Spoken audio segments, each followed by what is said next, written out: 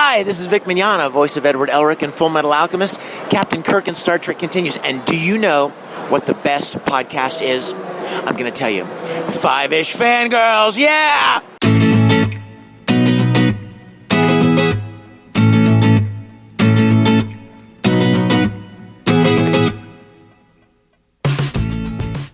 The tangents of Squee continue all the way to episode 77 of the Five-ish Fangirls podcast. Crazy? So on a scale of running from minotaurs to Santa Claus is now a best mate of ours, where would a time loop fall? Welcome everyone to this week's episode of the Five-ish Fangirls podcast. So glad you could join us. Let's start off like we do every week by going around the virtual table and see who's joined us this week. This is Brittany in Belvedere. This is Holly from Wisconsin. This is Mitch in Kitchener, Ontario. And this is Rachel in Indianapolis, Indiana. Hello everyone. Hello. Hello. Hello. So, we're well into 2016, but we're still going to talk about stuff from 2015. But we'll get to that. Well, there's not much out. That like a few shows have come back, but not enough. There's not much from in 2016 to talk about yet. Yeah. It's some like shows came back quietly, like I didn't realize until like a couple days, like, oh wait, I have shows that have recorded. Oops. I've got nothing. I said that the other day, and Chauncey's like, "Well, you can watch Curse of Oak Island with me." I'm like, no. That's pretty good. I'll just wait for. Well, it is good, but it's like Global when it moved it's elementary on me. It used to be Thursdays at 10. Now it's Wednesdays at 8. So, and that means it's opposite Arrow. So I don't know why they do that, but they weren't thinking. So I'm gonna have to pick which one I'm going to watch every week. Been there, done that. And the other one later. Yep. Been there, done that, got t-shirt. Anyway. Let's go right into news before we get off on a soapbox about weird TV scheduling. Yeah. Speaking of TV series that haven't come back yet in a few more weeks. But I mean, speaking of Arrow. Yeah, exactly. Yeah, speaking of Arrow, that's right. Well, we get to learn. I gave you the perfect segue, and you didn't take it, Brittany. What's up with this? There were two. She came across two roads, and she decided to take the road less traveled. In this case, less obvious. Anyway, continue. Anyway, we get to learn a bit more about Malcolm Mullen. There's a new DC comic series coming out written by Behrman and his sister Carol, which is called Arrow the Dark Archer. Is set between the 3rd and 4th seasons of the TV series. So we get to find out what he's been up to as, I can't remember his name now, but... Al Ghul? Yes. But it will also reveal what Malcolm was up to before he became the Dark Archer, the nemesis to Oliver Queen, played by Stephen Amell early in the series. 12 chapters will be released bi-weekly starting Wednesday, January 13th, available via a bunch of things. And then later on, we don't have a date, but the entire series will be collected in a single print edition. Which I'm intrigued because Malcolm Mullen's one of those, I don't know, interesting characters I kind of want to know more about, but I also don't. In that weird way. Yeah.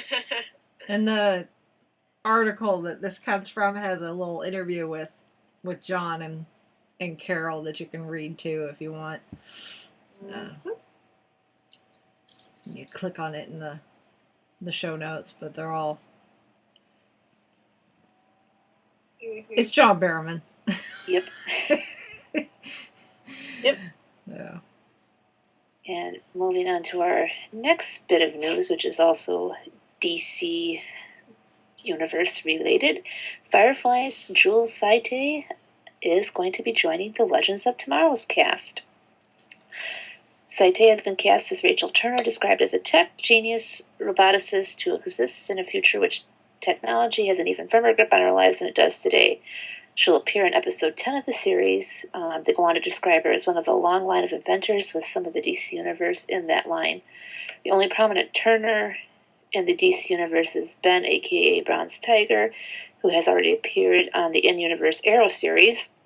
Of course, her last name doesn't necessarily hold the clue. We've seen had a few hinted at other inventors in Arrow and Flash, though Ted Kord has been consistently hinted at on the shows, and of course, characters like Ray Palmer, Cisco Ramon, and Curtis Holt are no slouches in inventing departments themselves. Yay! And she also kind of reminds me of one of her other characters. Kind of reminds me of her Firefly character, with kind of being the inventor and troubleshooting to keep Serenity up and running. Yeah. That's cool. She's not the first Firefly alumni to be on in this universe. Summer Glau, I can't pronounce her last name. Glau was in Arrow. That's right. Yes, she was. And I'm sure there's others, but I don't think so.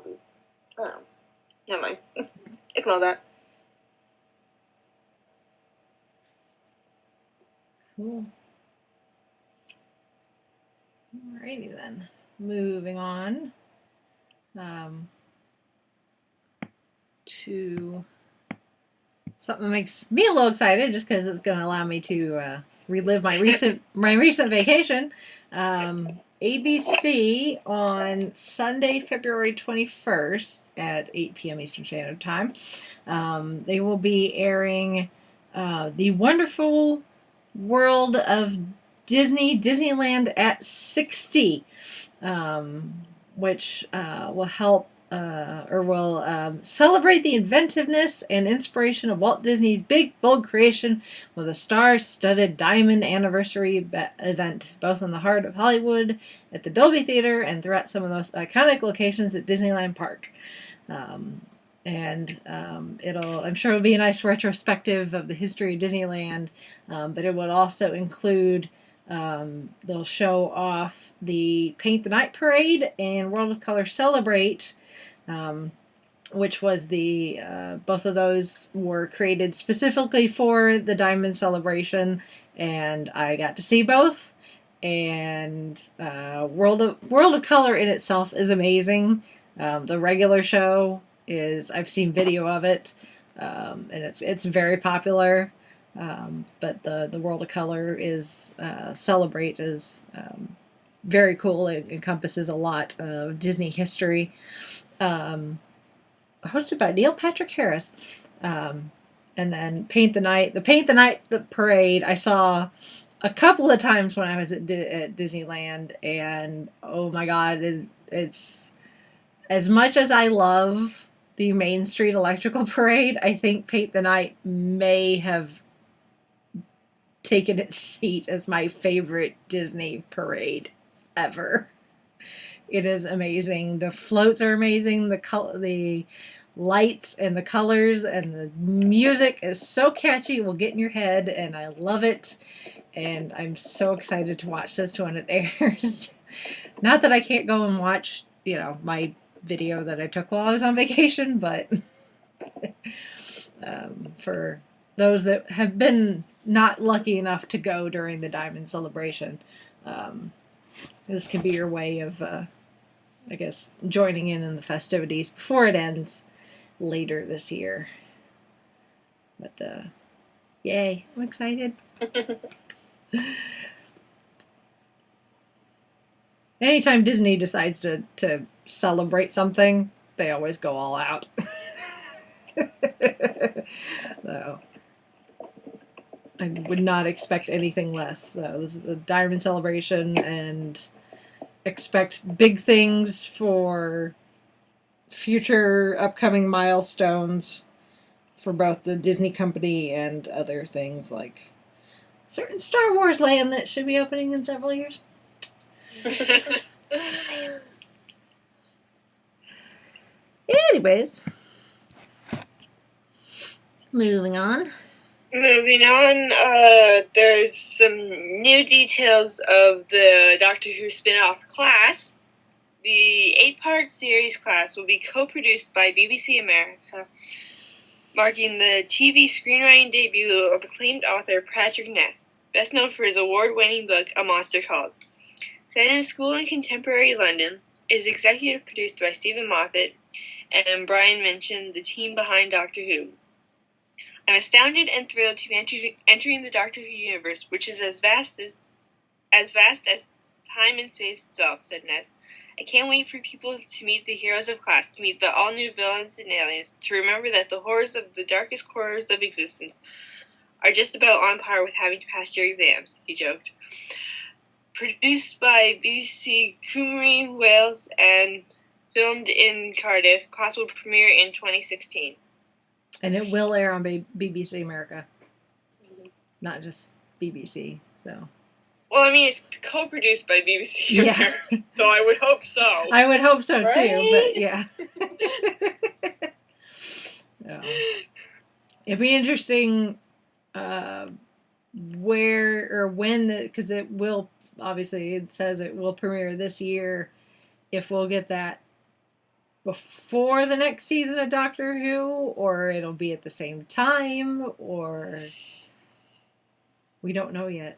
That'll be interesting. I'm hoping they don't air a show about set in a school during the summer, because that would just be wrong. Yeah. Right? So here you go, you're on because summer our vacation. school- Watch a show about being in school.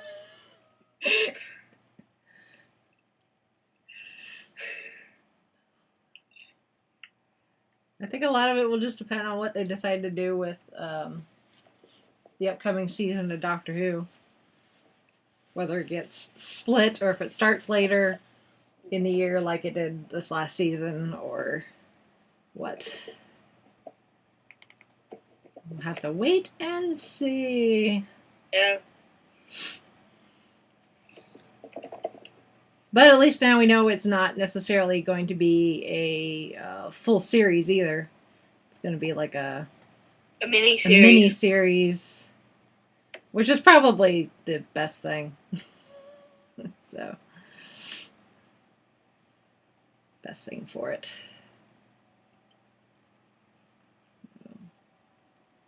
Cool. Righty then. Not a whole lot of news. Everyone's still getting back in the swing of things, I guess, after the holidays. Yep. Or just fine by me, because before you know it, we're going to be back in neck deep into everything. So, all right. Well, let's move on to this week's topic. And as I said before we started recording in our pre-show meeting, I said how appropriate that we're talking the librarians, and that quote I used at the beginning is from Ezekiel. It happens to be a certain thief's birthday today, as we shared on Facebook earlier. Or as he would say, he's the thief, not a thief. He's the thief. But the librarians. And unlike the last two times we discussed librarians, I actually know what's going on this time. It's no longer, let's discuss something Rachel knows nothing about. I am with it. And am loving every minute of it. And I know I said this before, that it obviously 2 seasons, it's been renewed for a third. It has a strong enough following that they keep renewing it. But at the same time, it's one of those under the radar shows, I think. Yes. That it's like, it's so good. If more people would watch it, you'd probably see more of it, like on social media and all that, and people talking about it. But as it if you is, haven't yet, it's only 13 episodes each season so far, and it's well worth it. it's so good. Oh. And they do have a season book coming out in 2016 in October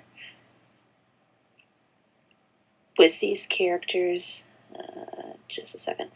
The title is called The Librarians and the Lost Lamp by Greg Cox. Ooh. I think he's written some other tie-in stuff, and I want to say he might have even wrote a couple of Doctor Who novels. He's in Star Trek. We're 13. Okay. But I have read some of his other books before, so. Book coming near you in October. Cool. Make a note. Yes. I don't see any Doctor Who, mainly like Star Trek and Yeah. a bit Marvel stuff. Yeah. I knew the last name sounded familiar. Oh, he did a Leverage book. Okay. That's uh-huh. Ding, ding, ding, ding. Ding, ding, ding, ding. I've read that one, and it's a good one. The bestseller job, yep. Yep. Back to the Librarians. Yeah. Sorry. No, you're fine. I fell over the tangent. Oh.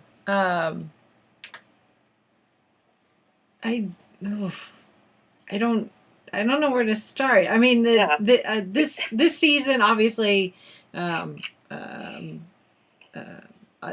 last season, there's a overarching storyline that encompasses the entire season. In this case, this season, it is Shakespeare's Prospero manifests. And with the help of Moriarty from Sherlock Holmes. So the overall idea is trying to stop Prospero. But unlike last season, it's getting harder for the librarians to stop these evil plots because magic is becoming more and more out there and stronger, and it's harder for them to shove it under the rug like, don't look over here, there's no magic. Magic does not exist. Normal people go about your everyday lives. It's getting a lot harder to do that. In some cases, completely impossible. But the team is becoming they're becoming stronger every day. We're getting more character development. We get some great character development for actually pretty much everyone. Yeah. So including especially Jenkins, which is nice to see. Yeah. But the librarians are becoming more sure of themselves and their abilities, and Eve is realizing that even though she's the guardian, she doesn't necessarily need to be there holding their hand the entire time, and Flynn is just being Flynn. Yeah. Really. Flynn is Flynn, and I really hope with the way that they ended this most recent season that next season we will see more of Flynn now that Noah Wyle does not have other responsibilities. Because like partway through the season, and like by the time Flynn comes back towards the end of this season, I'm like, I know Noah's got other things to be doing, but really, just come back and do this all the time, please. Because I love you. You're awesome. And I love you and Eve together. I totally ship that. please come back. And he did. And hopefully he'll be back and stay longer. I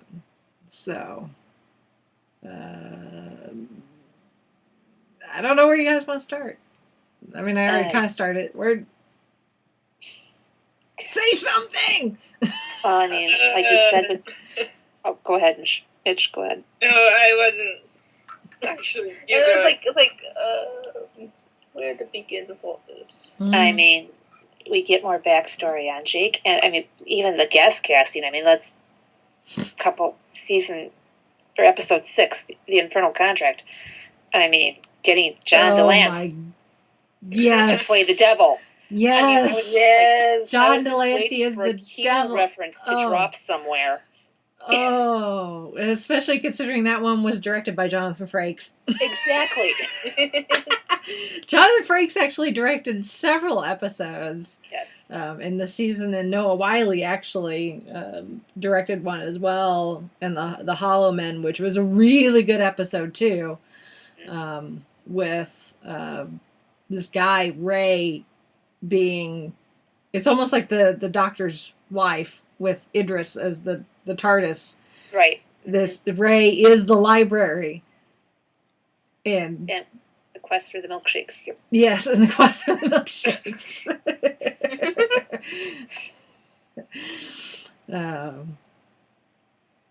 So, yeah, no, there were some amazing episodes with some great characters. Some of them went off like the devil, and Ray. We see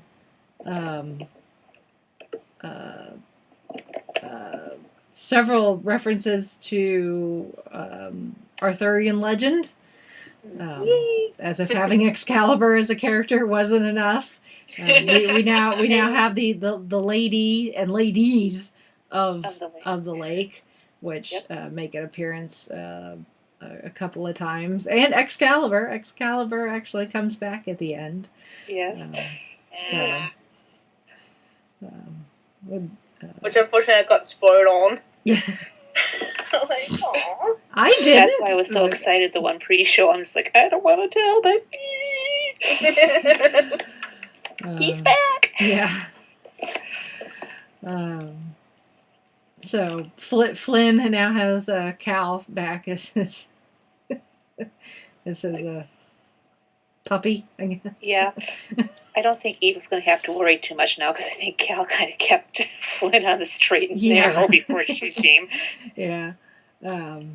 Although Ezekiel got himself a pet there for a little bit. Oh, yes. And, Sparky. Yeah.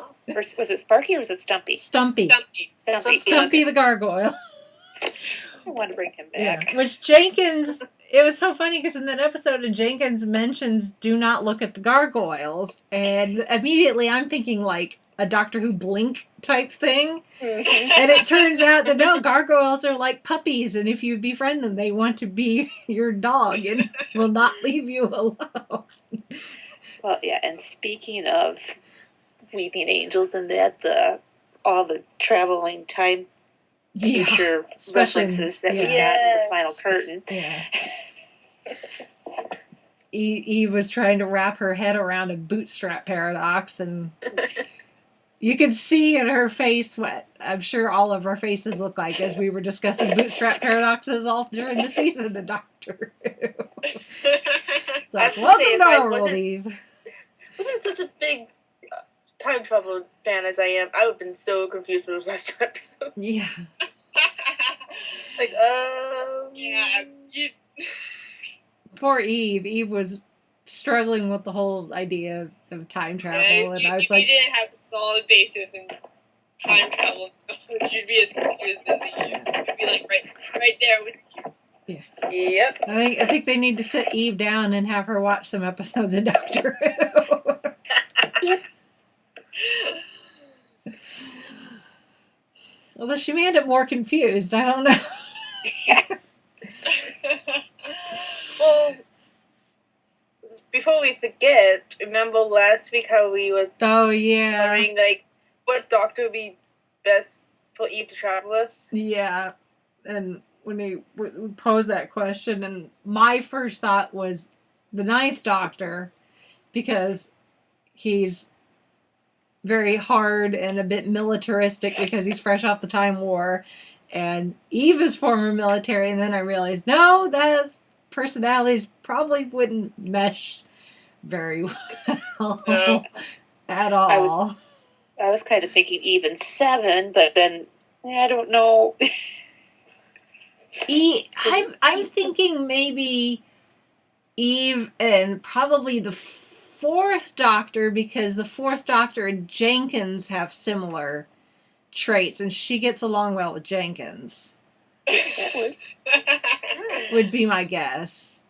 Some people will probably think Eve and the 11th Doctor, because Flynn and the 11th Doctor are very similar. We know how Flynn's personality can drive Eve up the wall.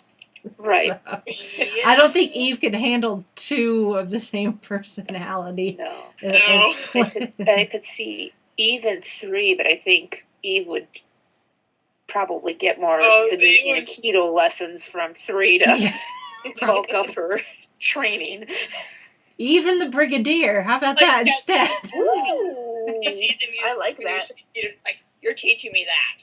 Yeah, she would. You need to teach me those moves. Yeah. What do you call it? Venusian Aikido? Being a consultant for unit. Yeah. Yeah, even Unit would get along real well.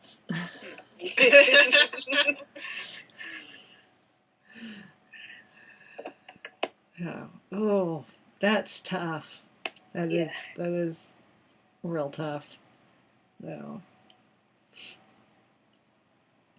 Yeah, I if I had to choose, I would say probably the Fourth Doctor would be my guess. And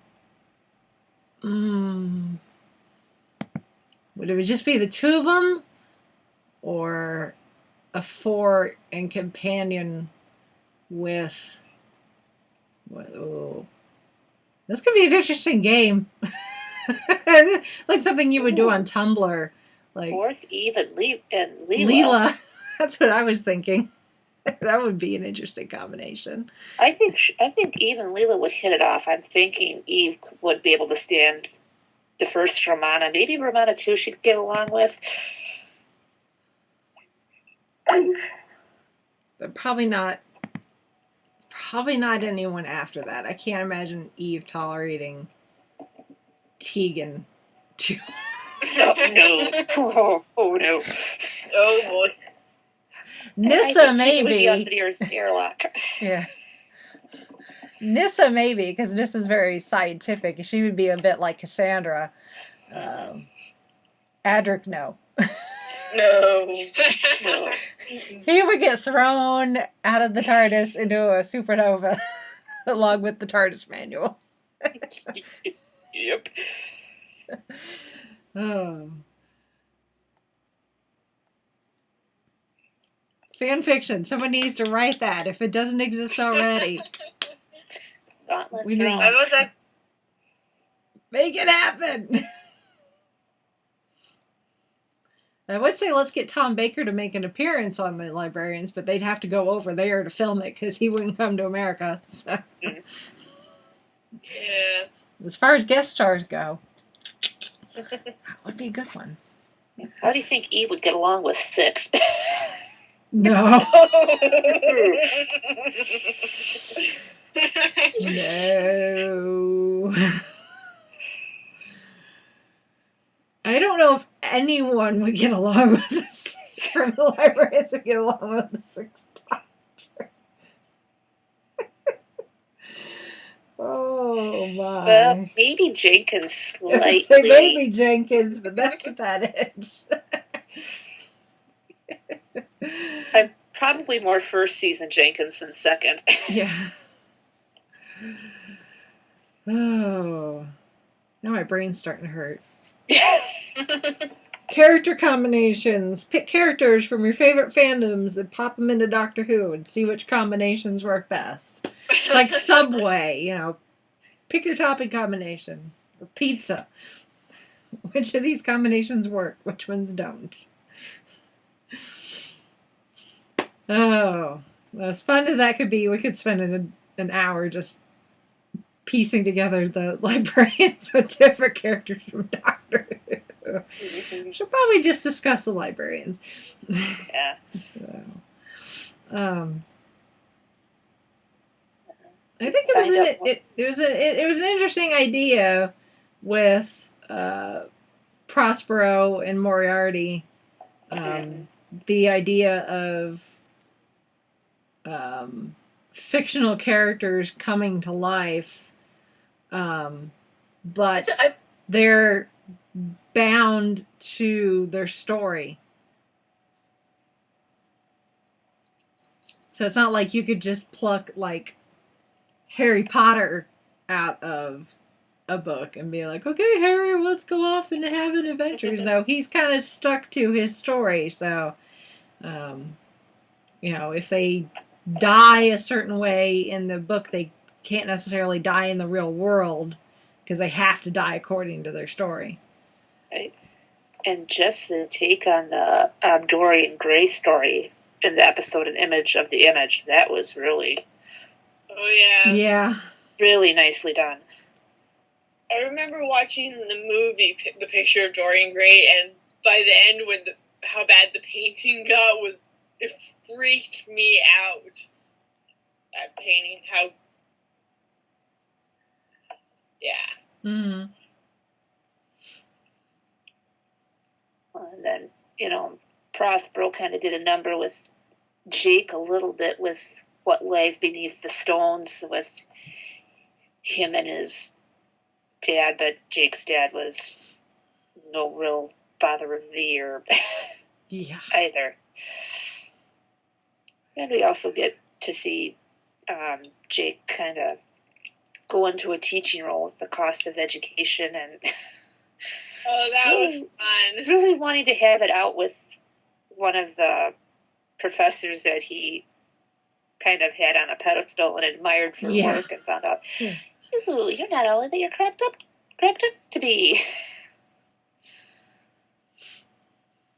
And the thing with the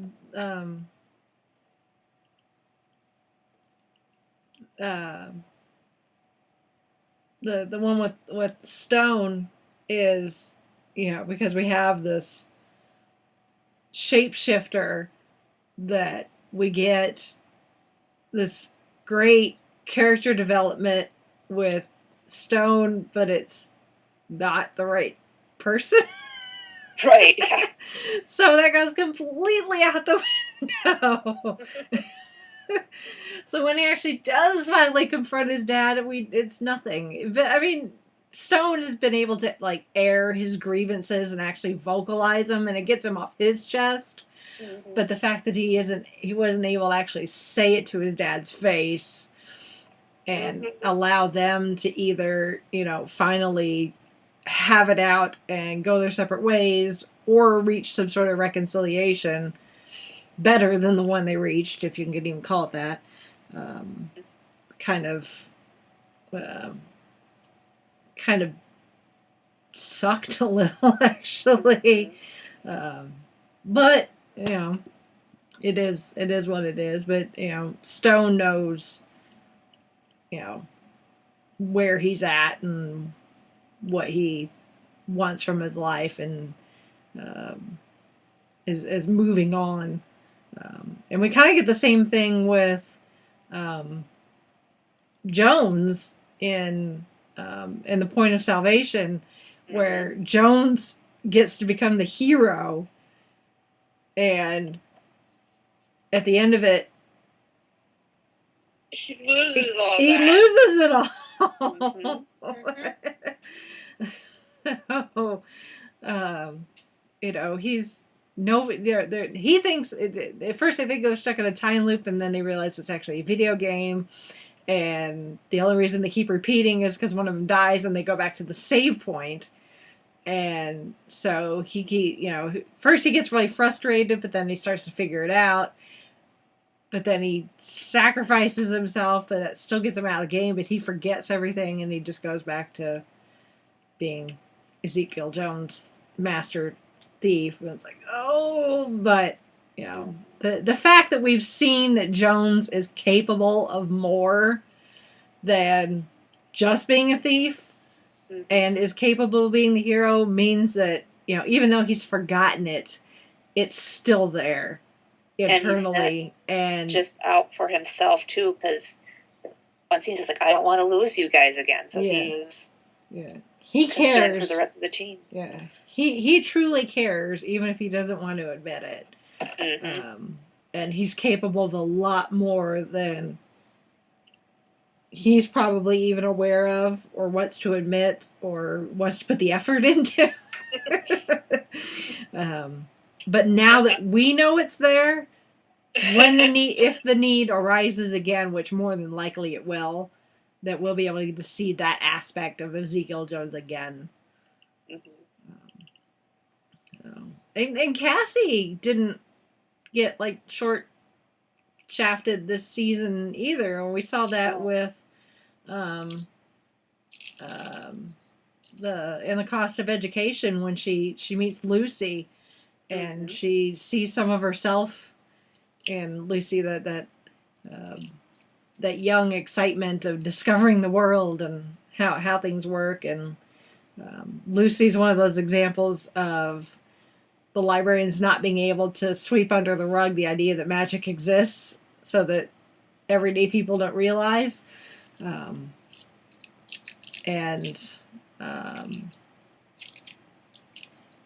Lucy, I mean, at the end, Lucy gets to go off and do her own research and everything on magic and all that. And we may see her come back then. She may be someone that can come back and help them with something else down the road when they need another hand that understands magic. Yep. So, especially on a more scientific level like Cassie does. Like Jenkins and Flynn are kind of the know everything, almost everything, and Stone obviously has a lot of practical knowledge when it comes to like some artifacts and architecture and that sort of thing. So, but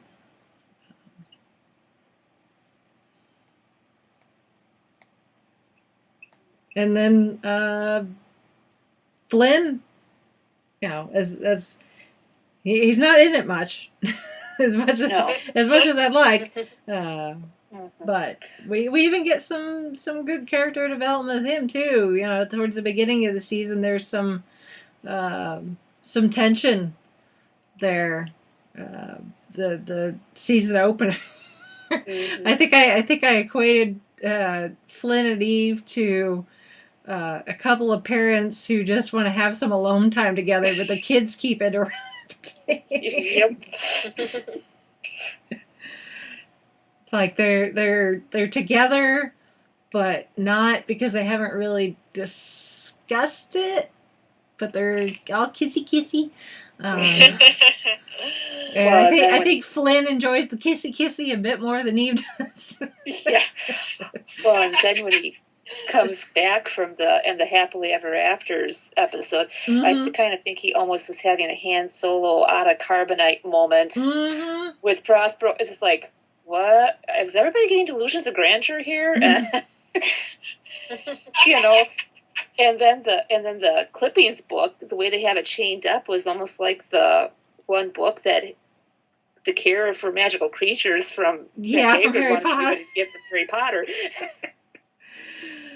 The poor clipping book. Yeah. It was out of control. The whole library for several episodes was having serious issues, and again, it's not surprising that we're able to make these some of these things that happened in the Librarians and equate them to things that have happened in Doctor Who, because they've said that Doctor Who was a big influence for the Librarians. So it's like, oh, this is kind of like what happened in Doctor Who. Well, duh.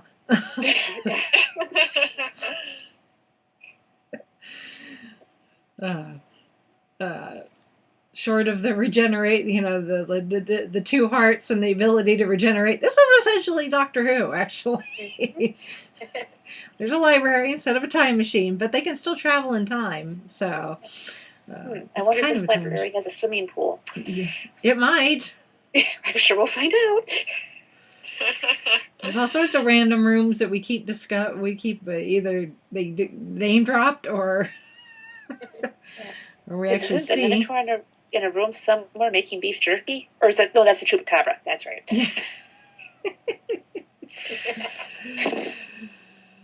No, we're not making jerky out of the chupacabra. He's making the jerky. Well, we do know the library has goats, so. Yep.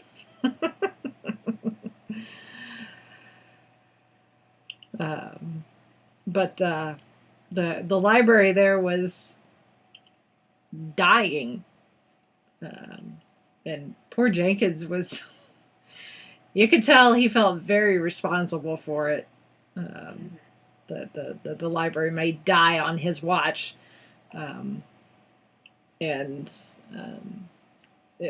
first it was just kind of, well, I don't say kind of, it was very messed up. There were artifacts had disappeared, some very dangerous artifacts had disappeared, rooms were in the wrong place and missing, and slowly the lights started to go out, which darkness in a library, again, Doctor Who reference, not a good thing.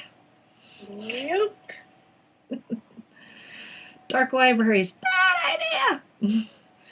Hey, you turn out the light. Oh! I kept waiting for someone to say that. I'd be like, no. They have been saved. To the library. Yeah. So, but they were able to save it, which is good. Thanks to Ray, actually. Now that the library was no longer lost. But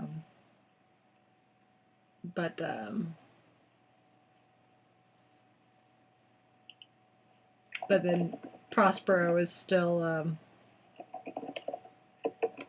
a threat. So, the Happily Ever Afters was interesting. Just because we were doing the whole, not necessarily alternate timeline, because it wasn't a different timeline. They were just almost an alternate life instead thing. Yeah, and the thought that was running through my mind is like, Eve, you were telling Cassandra not to fangirl over the villain, and what are you doing? Yeah. You're dating said villain. And enjoying the kissy a little too much with said villain. Yeah. But the villain didn't even know he was the villain. That's the thing. So, even yeah, at first I thought when Moriarty first appeared in that, I thought he was responsible for doing this, and then he was just as much in its thrall as everybody else. Yeah. Yeah.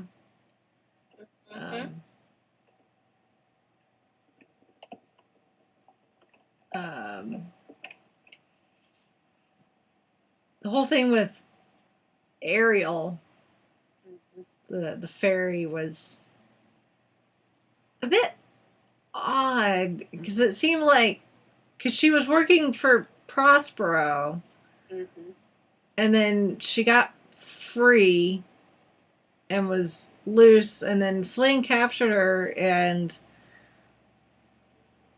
she didn't need much convincing. and I don't know if that, I think it was mostly fear from retribution from retaliation from Prospero. I guess fear is a catalyst for a lot of things. But excuse me. But they get them all out of their alternate life, because it was supposed to be giving them their happily ever after, yet all those things were, honestly, I don't think those things were what any of them ever truly would have wanted, based on what we know of these characters. Like, it seemed like, oh, that's a, Jones is an FBI. Supposedly working for the FBI in this tiny little, the FBI branch of this tiny little town that has like 200 people, a population of 200 people.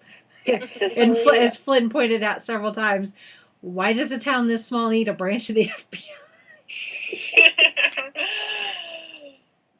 Fair point, Mr. Carson.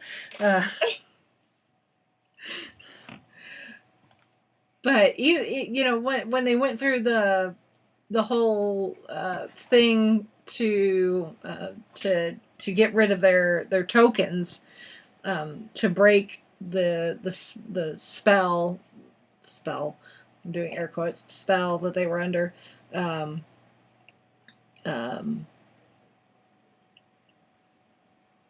Jones was all like, "I'm a thief. I'm the thief." And like, I don't work for the FBI, so.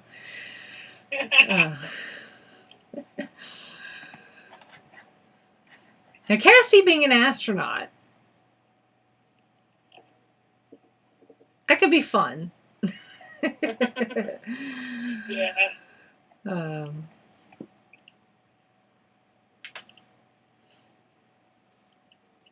But yeah, I that was kind of it was almost kind of the Happily Ever Afters was its own story, but it also helped feed right into the season finale. So they were a pseudo two-parter-ish, but I don't know. It was just weird. I don't think it was that strong of a story. But that's just me. The final curtain, though, as far as the finale goes, that was really good. With the time travel and all that, and the bootstrap paradox, because they realized that the note that was found for the staff, the staff was actually written by Flynn. Mm-hmm. Back in the 1600s. Left-handed, too. Left-handed, too. But, so apparently Flynn is ambidextrous. Yeah. Yep. His left-hand handwriting is completely different from his right-hand handwriting. Yeah. Yeah. Well, and the fact that he got that gunk on his hand and had to write left-handed, and then he realized, hey, this is the same handwriting as that note. Yeah. Yeah.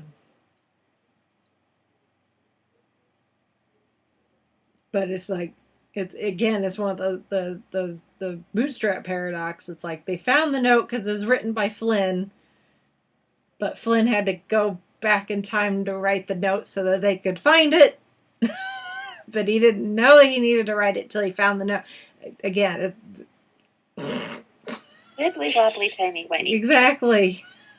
That's all you get. It's our excuse for everything. I totally did not see Prospero being Shakespeare possessed by the spirit of Prospero. I did not see that coming. No.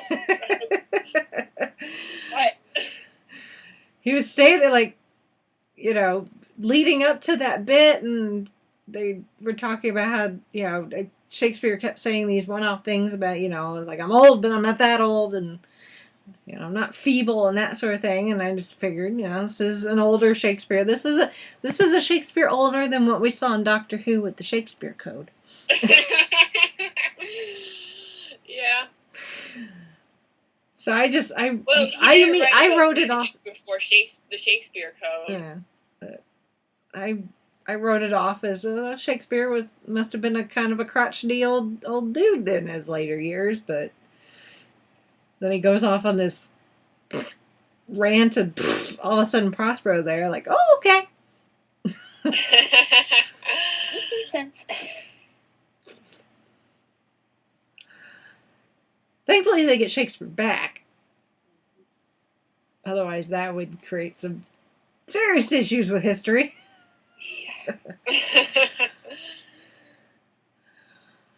Well, yeah, because everything, like, time travel in the Librarians universe has to be a bootstrap paradox.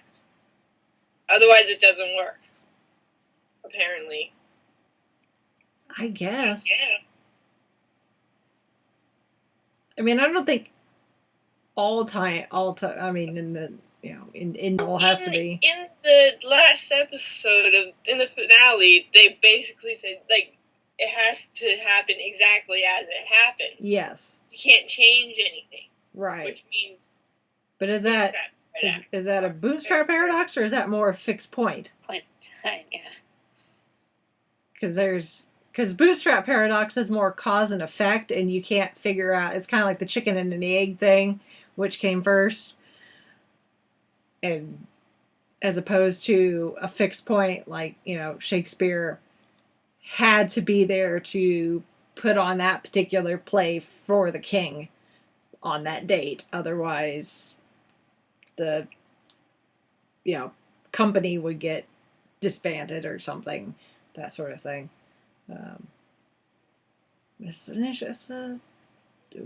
Time travel makes your head hurt.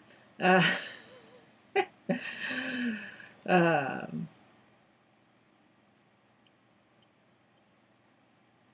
was gonna say something and I forgot what it was. Oh, like Back to the Future, because Back to the Future is not, at least the first Back to the Future is not necessarily. It's pretty straightforward. There's not really necessarily other than making sure that his parents fall in love in high school. Yeah. There's not necessarily like any sort of paradox or anything. It's not until you get into like 2 and 3 where it gets a bit more complicated. But Yeah. no. Time travel's complicated. Now I see why nobody's invented it yet.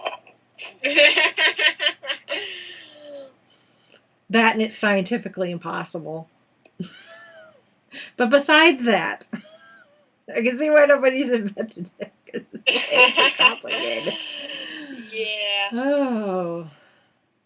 Leave it to the TV shows. But we get the Lady of the Lake again for the second time in the season. This time she helps Eve instead of Cassie. But then Flynn and Eve get stuck back in the 1600s with Shakespeare. And I was like, I know they're going to get back to the present eventually. I thought maybe they'd stay stuck there, and maybe that would be like the beginning of the next season. That maybe it'd be like a cliffhanger, and you'd have to wait till next season to figure out how Flynn and Eve get back to present day. But they didn't. But the way they did it was unexpected, yet for the Flynn and Eve shippers. Very good. Got them back to the present and made that ship just sail so hard at the same time. They spent 400 years Kissing each other, and no, it's so got freed, and Flynn was all like spending all the, for the rest of forever kissing you. That's not necessarily a bad thing. I was like, oh, there's that kid. I love it. And they had Cal with them too. So Cal got to come back along with them.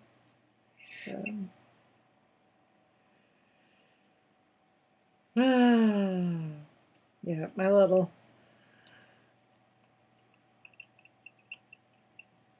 They even through the in that episode when they were when the Jenkins and the librarians were looking for clues to figure out what was going on in the past by any clues that Flynn and Eve had left behind from the past, and the one that one sign at the museum, and was it Jenkins? Jenkins read it, and he said it said something else, and then Cassie was like, "No, Fleeve. It's Flynn and Eve." Let's just drop the shipping name in there too, or at least one version of the shipping. It took me forever to figure out what the potential shipping name for Flynn and Eve was.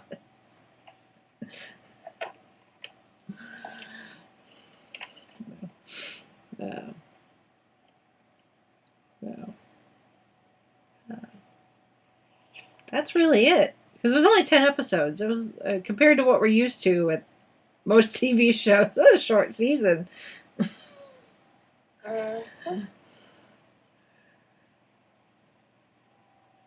But there was, all the stories, for the most part, they're really, like, well-paced.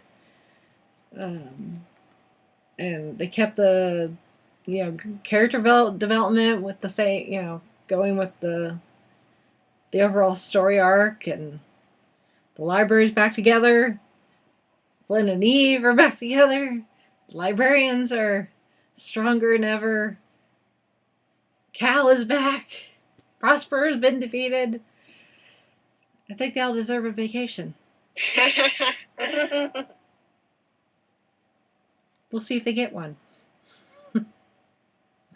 when we come back sometime later this year. So, I think I read somewhere,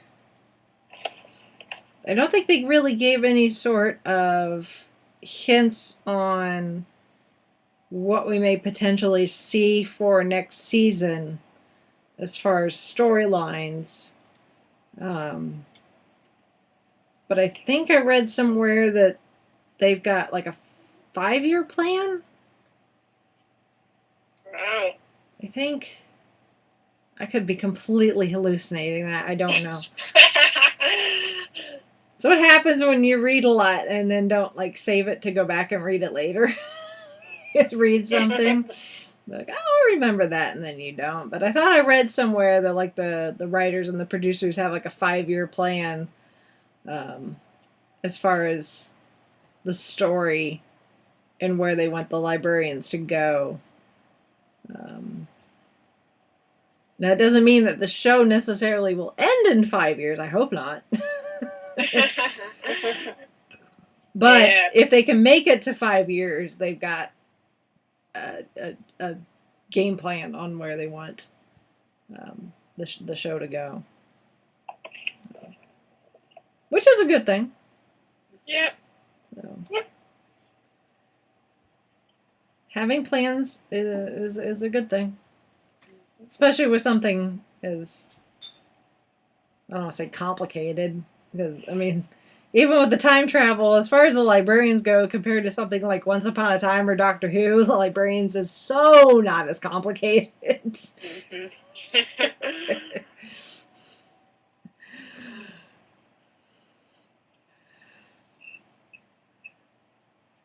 If I can remember where I read that, if I can find it, I'll share it. And then y'all will know what I'm talking about, because I know you're all at this point, you're like, I have no idea what she's talking about. I did not read the same thing that she did. She's lost yet. I haven't. I really haven't. At least I don't think I have. I don't know. The jury's out, maybe. Kidding. Not really. Maybe. Anyway. So, yeah. Well, unless anyone else has anything else to add, this is going to be a short episode.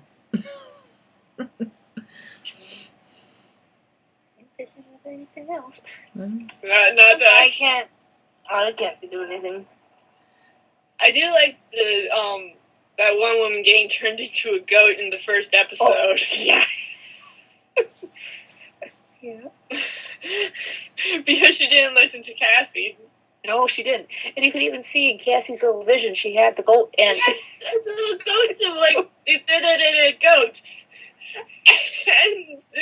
And she's like, don't, you need to not mess with this. And she's like, screw you, I'm gonna do this. And she did, and goat. Can't say you weren't warned.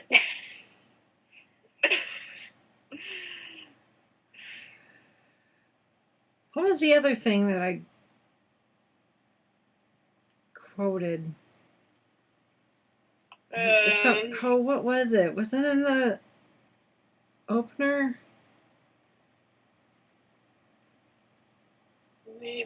What was it? Cassie made some comment.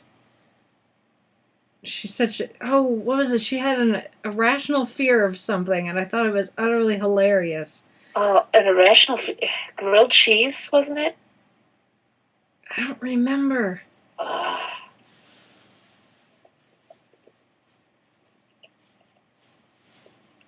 have to go through our chats. Yeah. Oh, an irrational fear of ravioli. That's what it was, yeah. Yep.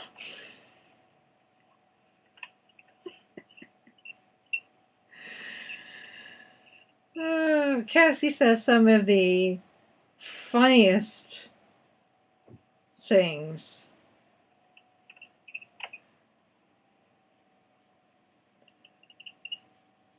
Oh, yeah, and a teddy bear made of isosceles triangles and neutrons.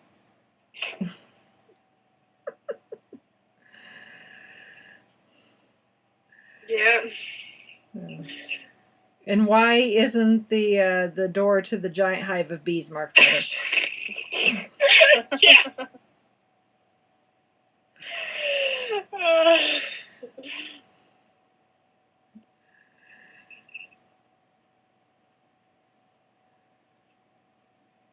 And I really want to go to that college because the school mascot is an otter.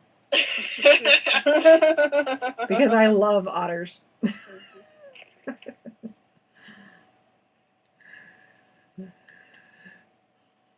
Those are random thoughts I had while watching episodes during this season. Like, thankfully, I do not have an irrational fear of ravioli. No, it was babies and ravioli is what it was. She had an irrational fear of babies and ravioli. Like, well, one of those I understand. The other, I love ravioli. If Cassie ever found herself being threatened by ravioli, I would just eat it. I would save her and get dinner in the process. That reminded me of a card I saw of cookies. The raviolis. What? I have to see if I can find it. It was like this card, like giant cookie. I would eat it or something like that. Oh. The things we do for our friends. Just so you know, Cassandra, I got your back. I will eat the ravioli so you no longer feel threatened. Oh, go watch this show. Yep. If you're not, there's shorter seasons than 10 episodes apiece. Yes. 10 episodes a season. There's like 20 episodes. Yeah. That's nuts. And they're easy to watch. They're family friendly.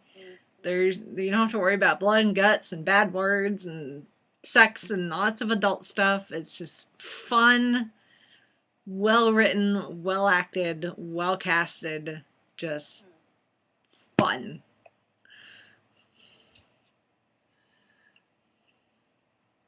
And that's all I gotta say about it. I put my stamp of approval on this show.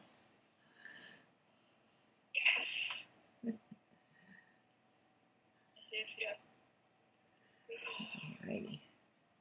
Well, I guess since we don't have anything else. We exhausted the stuff from the chat that we wanted to talk about. I guess. Like I said, most of my comments in the chat are me just repeating funny things. So go watch Librarians so that you can quote along with us. Yeah. It's quotable. It's a very quotable show.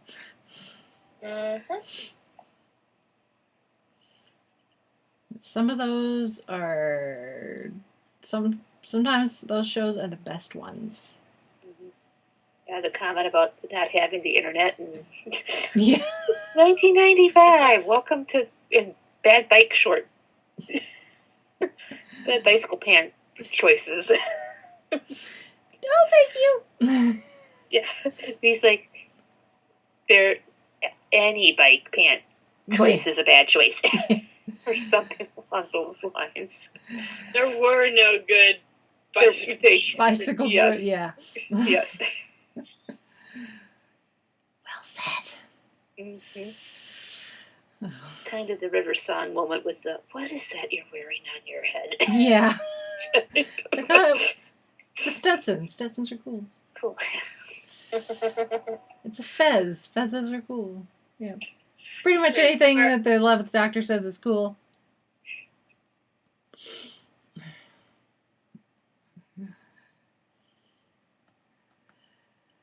All right. What do we got coming up? Nothing. Nothing? Really? Next week, we got nothing right now. We're gonna. You think we plan ahead, people? Nope. That's because Agent Carter got pushed out. That's why we don't have anything for next week right now. Because Peggy Do we got. want to talk Shannara Chronicles or what? Peggy got pushed out. Well, we can discuss this off mic. We'll figure it out. We can. We'll figure it out and let you know what we decide. So the week after that, we'll definitely be talking Peggy Carter because Peggy will be back. Peggy will be back. Peggy will be back. I'm so excited. So. But Heroes will be over by then, so. Well, then after that, we'll be talking Heroes Reborn. So can episode 80 be talking about Heroes Reborn? Probably. Okay. Yeah. That's good. Good. Yep. And then beyond that, we're just gonna keep making it up as we go along. Hopefully by next week, the episodes I saw filmed for Heroes Reborn will have aired. Well, definitely by the finale. They didn't air in episode 11, and I thought they were going to, so maybe episode 12. Well, definitely by the finale, I hope. Yeah, definitely by the finale. So You got 2 weeks for you to go, hey, I saw that being filmed. Although that's what's happening in that scene. Yeah. Although now Melina's in the right shirt that you saw her in, so. Yes, she's in the right shirt. At least for one of the scenes I saw filmed. I don't remember for the other scene. But, like, it was very prominently that I could see what she was wearing, and Yeah. So, but. We will discuss that when we discuss the finale. At the rate we're going, it's probably not going to be a very pleasant discussion, but, you know, they may surprise us with the last 2 weeks.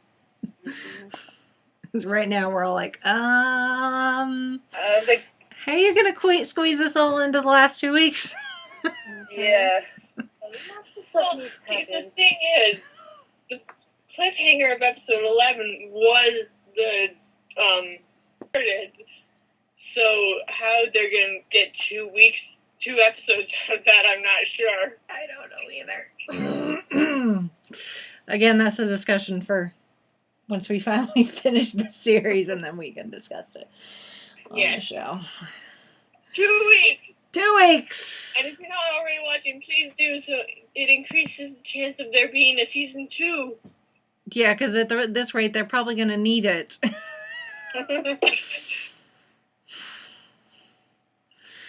If they're thinking they're going to get a second one, that's probably not a bet that they should have made. But again, we'll see. A lot of wait and see when it comes to Heroes. So. Yeah. And speaking of Heroes, purely officially unofficial right now. I guess we could have put this in the news, but for anyone that is in the area or is planning on going to the Lexington Toy and Comic Expo in March, I am probably going. We haven't booked anything yet. Like, badges have not been bought and the hotel has not been booked. Hopefully that will get taken care of sooner rather than later. But I bring it up because Greg Gumberg is going to be there. So, and I will go walk up to him and go, "What the happened to Matt Parkman?" Yeah. I'm sure a lot of people are probably going to have that same question for him. If he has a panel, I'm sure that going to be one of the questions immediately. What the happened to Matt Parkman? But again, that is discussion for when we... Well, we'll see what happens with him in the next 2 episodes. Yes.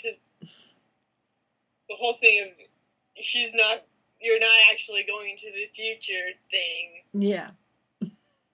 Means that maybe he'll turn back and work with the good guys the heroes to stop the Healy if he's not going to get saved from it. I don't know. I don't know. We'll see. We'll see. But anyway, I just thought I'd mention that. Once I know more, and once I know for sure, I will say something. Planning on going, we just have to put the plans in motion, and mostly we're going because Colin Baker's going to be there. But it's actually going to be a 5-ish Doctors reboot reunion because both Peter, Colin, and Sylvester are going to be there. Wow.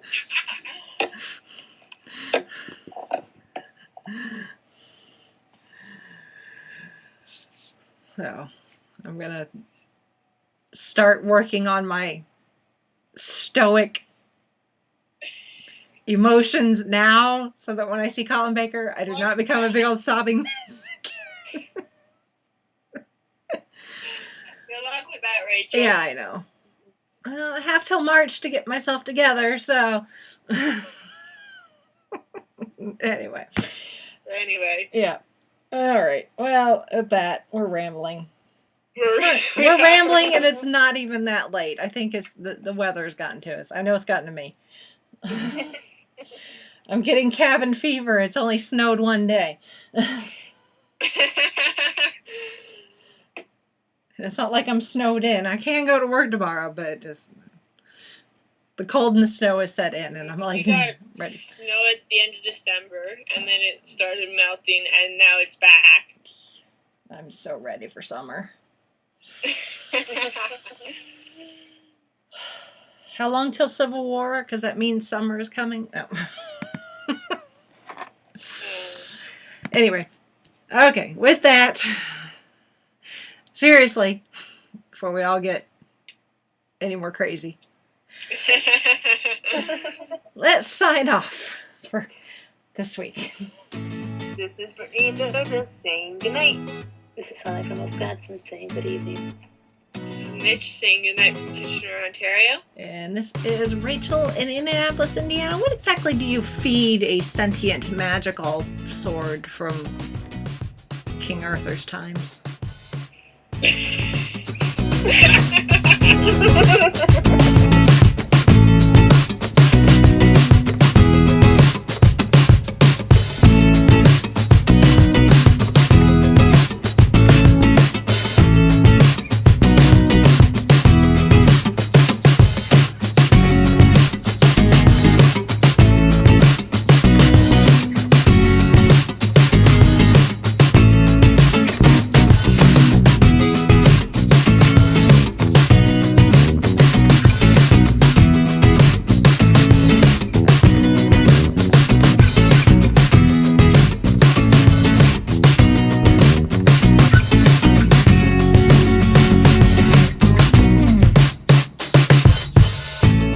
Been listening to the Five-ish Fangirls podcast. Any and all movies, books, games, and other forms of media mentioned are owned and operated by their respective copyright holders. No copyright infringement is intended or implied.